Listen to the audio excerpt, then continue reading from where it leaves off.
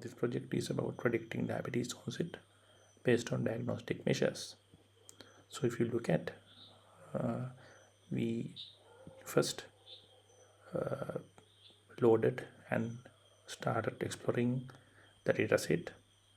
So our first step was data preparation and exploration. So we imported the necessary libraries, and then we loaded the dataset. In this case, we just used the My Drive, even though we actually downloaded this from the Kaggle. So this is the overset or overview of the dataset. This actually had 768 entries.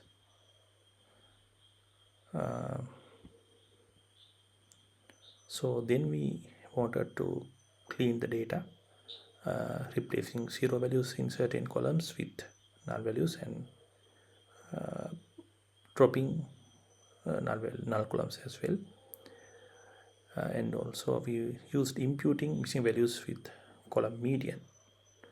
After that data pre-processing step, we got these numbers, and this is the feature scaling part where we standardize the data set except for the outcome column, which is the target column, and this is that part, and this is the checking the balance or the class balance for the data set. So 0 actually mean the outcome column, and 0 means there is no diabetes case, and first one is we have diabetes. So we conducted the EDA as well. This is the exploratory data analysis. So these were the confusion metrics we got, and we also conducted a few feature distribution analysis. So these are the different types of features we plotted to select how features are distributed along these graphs, and then we visualized the class differences. As you can see, this one is pregnancies by diabetes outcome. So this axis is pregnancies, and this one is outcome. And so this is glucose by diabetes outcome, this is blood pressure by diabetes outcome, and this one is skin thickness by diabetes outcome, and this is insulin by diabetes outcome. So BMI by diabetes outcome, diabetes pedigree function by diabetes outcome, and age by diabetes outcome. So after that we use feature engineering, especially we used feature importances investigation through random forest. So we plotted the feature importances in a graph like this. So you can see the glucose feature will have the highest importance when predicting diabetes. So we then moved did model building. First, train and test split. So test size is 20%. So we start training the random forest classifier with 5 maximum depth and random state 42, and number of estimators 100, and then support vector, and also XGBoost classifier.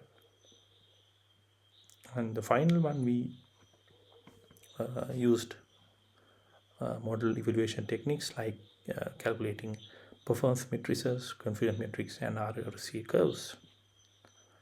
So this is that function, and these are the ROC curves we got.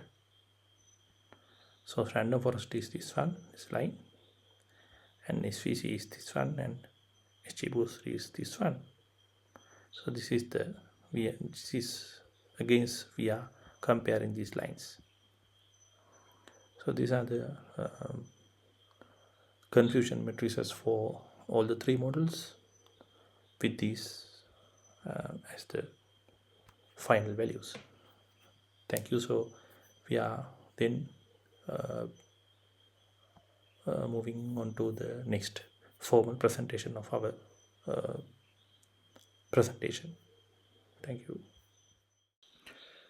Hello everyone, and thank you for joining today. My presentation is titled Predicting Diabetes Onset Based on Diagnostic Measures. The goal of this project was to apply machine learning to assess diabetes risk based on diagnostic indicators. This project explores and compares different classification models to determine which performs best in predicting diabetes. Let's dive in. Diabetes is a major global health concern that affects millions of people worldwide. Early diagnosis is critical to managing the disease and preventing complications. The objective of this study is to predict the onset of diabetes using various health-related diagnostic measures from a dataset. By using machine learning models, we aim to identify patterns and trends that could indicate a higher risk of diabetes. Our dataset includes a range of health indicators that are commonly associated with diabetes risk. The target variable here is outcome, which is a binary value indicating whether a person is diabetic or not. The key features include age, BMI, glucose levels, insulin, blood pressure, and other important metrics. This dataset is a subset of a larger database, or rather a diabetes database, which is frequently used for diabetes research and machine learning exercises.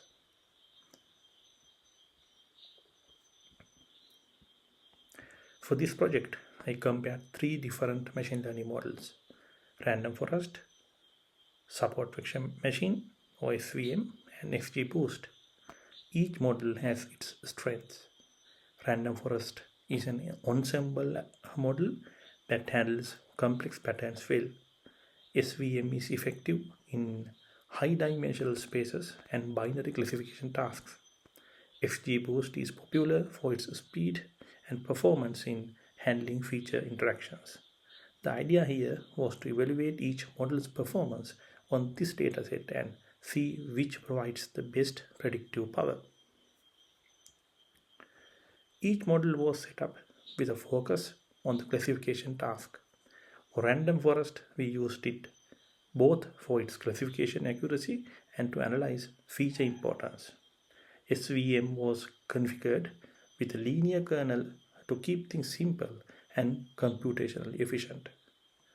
XGBoost was applied with default settings to get a quick comparison. The models were evaluated on a variety of metrics: accuracy, precision, recall, F1 score, and AUC ROC. To ensure we are looking at not just accuracy but also the model's ability to detect diabetes cases accurately.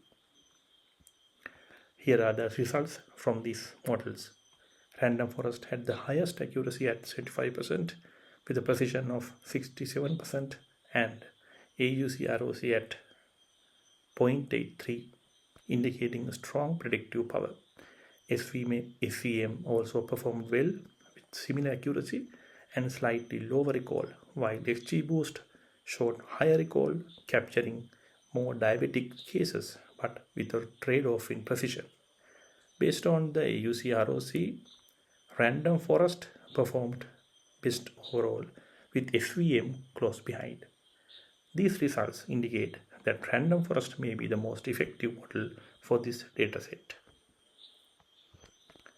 The confusion matrices provide a deeper look at each model's predictive accuracy. For random forest, we can see it performed well in both true positives and true negatives, striking a good balance between the two. SVM has similar numbers to random forest, but with a few more false negatives. XGBoost, on the other hand, has a higher recall with more true positives but also more false positives. This balance between true and false results is important for practical applications where minimizing false negatives might be critical in diabetes diagnosis. This correlation metric shows the relationships between features. Glucose has the strongest correlation with the outcome variable, suggesting it's a key predictor for diabetes risk. Other moderate correlations include BMI and skin thickness, as well as age and pregnancies. Features like blood pressure and diabetes pedigree function show weaker correlations with outcome. Understanding these correlations can guide feature selection and more model design, as strongly correlated features are more likely to contribute to accurate predictions. While the results are promising, there are a few limitations to consider. Firstly, the dataset size is relatively small, which may limit the generalizability of these models to other populations. Additionally, the class imbalance could affect the model's ability to predict diabetic cases accurately. Some features also showed weak correlations, which may introduce noise. For future work, it would be valuable to test these models on larger, more diverse datasets and potentially introduce advanced models such as deep learning to see if they can capture more complex patterns. Feature engineering may also help enhance predictive performance. In summary, this analysis highlighted the utility of machine learning for diabetes prediction. Random forest emerged as the best model overall, achieving a good balance between precision and recall with an AUC ROC of 0.83. Both SVM and XGBoost also provided competitive performance. In terms of feature importance, glucose, BMI, and age were identified as key predictors, supporting the idea that these features play a significant role in diabetes risk assessment. These insights can potentially be applied to early screening protocols for diabetes. This study makes a few important contributions.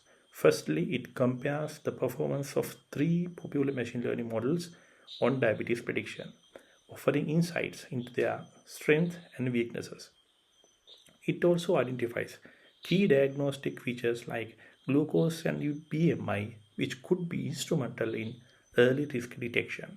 From a practical standpoint, these findings could help healthcare providers use machine learning for early stage diabetes intervention, ultimately helping patients manage or even avoid the complications of diabetes. In conclusion, machine learning shows great potential in predicting diabetes, with random forest performing particularly well for this dataset. The correlation analysis points to glucose and BMI as major indicators of diabetes risk, which could support healthcare initiatives focused on monitoring these measures. Moving forward, the use of larger datasets and more advanced models may improve predictive accuracy, helping to make diabetes risk prediction a standard part of healthcare assessments. Thank you for your attention, and I am open to any questions you may have.